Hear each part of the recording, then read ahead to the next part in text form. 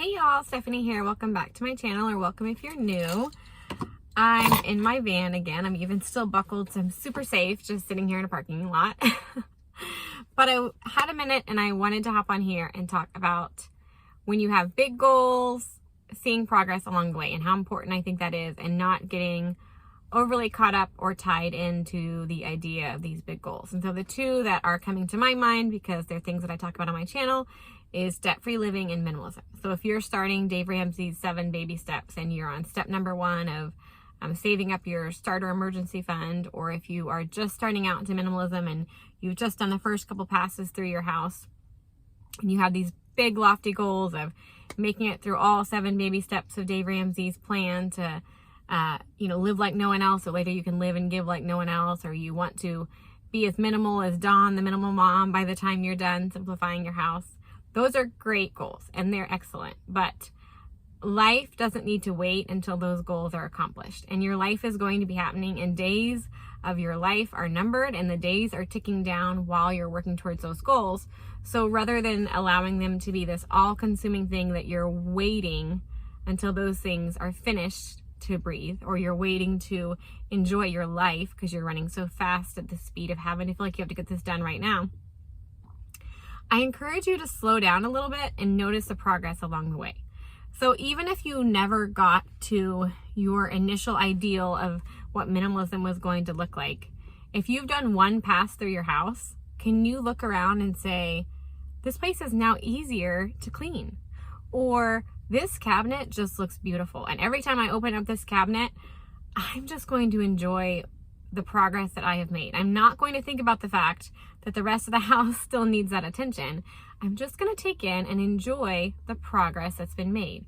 Or maybe you're on your debt-free journey, and for the first time, you had that starter emergency fund, so when something went wrong, you were able to pay for it in cash. And rather than thinking, I gotta spend this and I still have so far to go, and blah blah blah about all the other goals you have, can you enjoy the fact that you were prepared now for that emergency that popped up because you had set aside and gotten it done to get that starter emergency fund?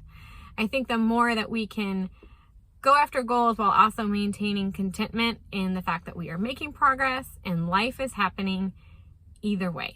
So I know sometimes people use that even as a motivator of like, the next week is going to happen either way, so you might as well go after your goal. True. But it's also true that the next week is going to happen either way. So don't be so obsessed and consumed with this goal, with these titles, with these ideas of what life could look like, that you're not enjoying life as it is right now.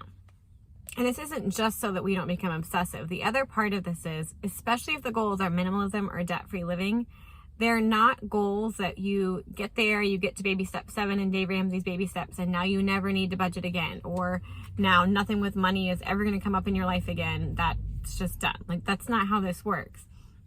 Excuse me. Minimalism is not something that once you finally have your house decluttered and you just feel like it's perfect, it doesn't mean that you're never going to have to declutter again. Like, stuff is going to continue to come in. Seasons of life are going to change.